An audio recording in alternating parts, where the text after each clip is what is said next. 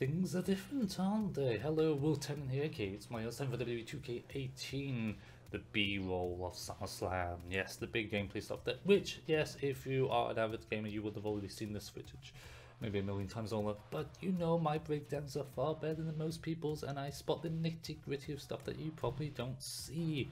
As you see behind me, things have changed. I'm in a different place now. I have moved, so this stuff is all going to get filled. Camera stuff. There's a nice little wall bit here that you're going to see in the future as well for certain videos, and there'll be more live streams than that in the future. So hit that subscribe button right now. Don't forget to leave a like if you want to see more gaming goodness and just plain awesomeness, of course. Now let's go straight into the video, because why not? Why not? It's Mr. John Cena versus Randy Orton as some of the footage. We've also got Elimination Chamber gameplay as well. Now, fresh off the bat, seeing this gameplay, it's 2K17 with different lighting effects. That's ultimately, and newer models and stuff of that nature. It's still genuinely the same game. There's nothing hugely different that makes me think, oh my god, this is insane.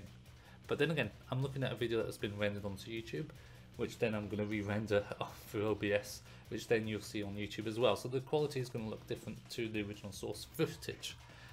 Saying that, it's still not mind-blowing in terms of the gameplay. There's still stuff missing.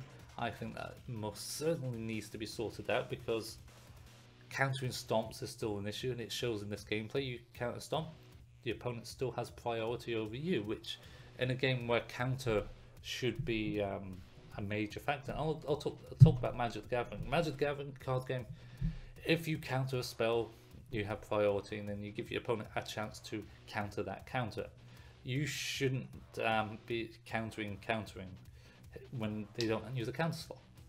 It's simple logic. If you're gonna counter their stomp, you should try and get a chance to counter priority. So maybe stomps should grab their feet, leg sweep, something of that nature, something a bit more potent, I think is the word. Now here's the RKO. I would have thought this would have had a mid-move counter, but apparently doesn't, which is quite shocking in my opinion.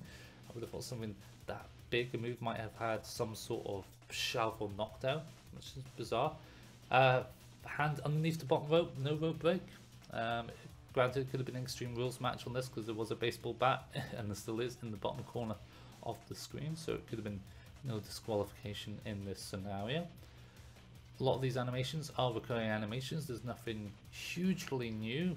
You've seen some groggy sort of landing positions from Orton, from being so damaged, slightly different, but it's nothing overly complex. It is these ultimate control moves that are the major factor and the big thing. Ring escape looks like Cena's on level 2 or 3, probably level 3 in fact. His ultimate control move, 5-man carry position, and it's more environmental enabled, which is so sweet, so sweet to see something like that. I imagine that could work on the barricade. I'd imagine that could probably work on steel steps, announce table, backstage areas. It's going to be a good feature, because the ultimate control moves were lacking, but not by much, in certain positions. You could knock people out the ring, you could put them onto the turnbuckle, do certain moves, use it onto weapons tables, etc. So it wasn't totally out of the odds, but it's the 10-year-old game, 2007, 2008, the 10-year-old games, and yet they're reiterating and revisioning that for 2K18. Sometimes you have to look at the past to go into the future.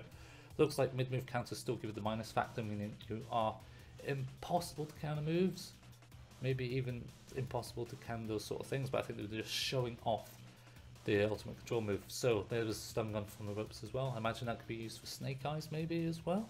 That'd be very nice. I know we'll see some footage of AJ Styles and Baron Corbin in a minute. That shows another positioning, which I think is the best fluid in the match, because I think you'll see people overuse the Snake Eyes, the Samoan 5-man carry position. I need to talk about the pin system as well, because they're saying the pins are a bit more random, and at least from this footage, no, it doesn't look that random to me. I will do an analysis video for that tomorrow, guys, but it's not really in the right spots. Look here, that's really high up, but that third one, as always, kind of like 2K17, that third position is always in the same spot. Now they said they were going to try and make it harder for the pins. That doesn't look it, but again, B-roll footage, not the full game, so we will give them the chance to see if they sort it out. I wouldn't be fussed if they change positioning once or twice, like 3 different positions near the back end. But the same position near enough all the time is not good. No, that's never good. And Baron Corbin, AJ Styles here in the Raw arena, which I think is a bit silly because they are SmackDown superstars. Different referee. Oh no, same referee. Which hairstyle just doesn't look good. You can counter the ultimate control moves as well, which is good. I'm glad that is the case, because Jesus, that would be annoying. Love this turnbuckle smash animation. I think it's the best drag system in the same, the best ultimate control move. I know they're not calling it that. It's exactly what it is. It's ultimate control. You can choose exactly where you want to do that position. Now, I kind of like the Money in the Bank aspect of the ladder matches in these ultimate control moves. They will showing you how far you has your opponent before they're able to get out of the hole. I think in 2007, 2008, it was sort of like a guesswork on it. If they had no health damage, basically if you get out straight away. If they had yellow, it was sometimes 1, 2 tits, and then other times it wasn't. 3, 4, but it could have been as many as you wanted, to be honest, when they were on no health. Elimination Chamber looks sweet.